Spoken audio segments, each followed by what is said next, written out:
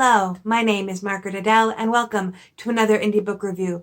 This is another belated one that I am working to catch up on. So this book was read a little bit farther back. There's been a little bit more space between finishing the book and the review than usual. So if I seem slightly hazy on the finer details, that's why. But let's jump right in. Today, I am reviewing Dragon Mated by Kara Lockhart and Cassie Alexander. This is the fourth book in the Prince of the Other Realms series and the finale. And for some reason, I could not remember how many books were supposed to be in the series to save my life. At one point, I thought it was supposed to be a trilogy. At the other point, I thought there was supposed to be like 6 books, and I can't remember why I thought that. But I was super excited not only to get another series off of my review list because, again, still closed, but also because I really enjoyed this series. This is a super angsty, super smutty paranormal romance between our nurse protagonist Andy and the dragon shifter billionaire Damien Blackwood.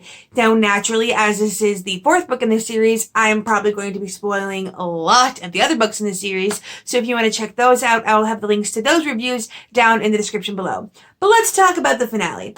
This one was the most explosive in terms of secrets and betrayals and big reveals of things, and I really like that aspect. The series has always been really awesome at CW levels of angst, and this one specifically, there's a lot of we can't be together, but we want to be together, and there were lies and people being unsure of other people's feelings. Well, mostly Damien. I mean, Andy's pretty much got it. But a lot of, can we make it work? Can we be together? There's a lot more emphasis on Damien's relationship with his dragon. And I mentioned this before in other reviews, but it's worth mentioning again. I really like the interplay between Damien and his dragon because almost every Shifter series has that aspect where the actual animal is almost like a separate entity from the human, almost like 2 separate entities sharing the same body, as opposed to just a person that can switch. But this series really plays with that in the idea that Damien and his dragon are like at war with each other. His dragon is often angry at being like constrained and confined, and there's this supposed curse that says that Damien will one day lose himself to his dragon, that his dragon will take over, he will turn into a dragon and stay that way, and that happened to his own father. And so that's a big thing. How can he offer Andy any kind of future if he's got, turning into a giant scaly reptile permanently in his future? And that was played up a lot in this instance. And in general, still more of the goodness, a lot more of the steamy scenes. They weren't quite as inventive as some of the earlier ones, but to be fair, it started off really inventive in the first book, that scene with Damien in the car. So I feel like they might have started off too high and left themselves with nowhere to go aside from getting super kinky, which, while this, yes, is a steamy series, and yes, there are toys involved in this book, it never gets quite to that level, although I will never see a mirror the same way again.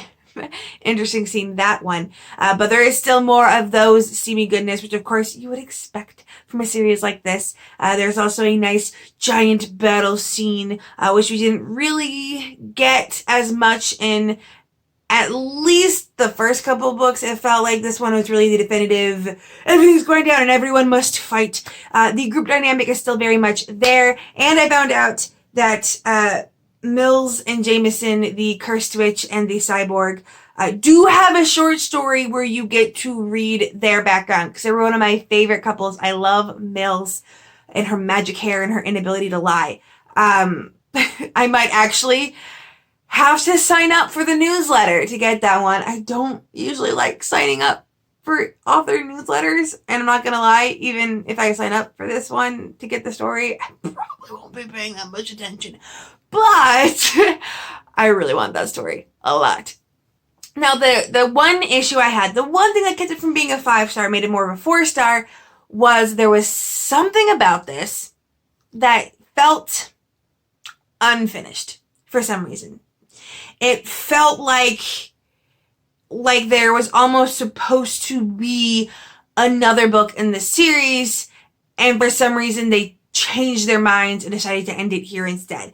And there's a couple things that kind of lead me to that conclusion. One of them being the definitive or lack thereof answer on the curse that felt still up in the air at the end. And obviously you can have a kind of more open-ended ending. You can have one of those endings that the author or the reader is supposed to interpret and figure out what they think the solution is. However, and this is a very nitpicky thing, I recognize that this is one of those romance series that says HEA guaranteed. And when you start giving that HEA guaranteed to the extent that they warn you in the 3 other books, if you look at the 3 other books in the synopsis, it literally tells you this is a series, the HEA isn't coming yet. And then in this book, they're like, hey, it's the finale, HEA is here. That kind of happily ever after comes with a lot of expectations, and that kind of romance reader that looks for that tag is usually looking for like the H'est of EAs, the happiest of ever afters, with everything wrapped up. Think Hallmark movie, think, adorable Christmas romance. Everything is really supposed to be wrapped up in a nice, neat little bow. That's why that HEA is there. So the fact that this kind of felt a little bit open-ended more than I would have liked. I'm not saying it didn't follow through with the promise of the HEA, because yes, it is a happy ending, although albeit a little bit bittersweet.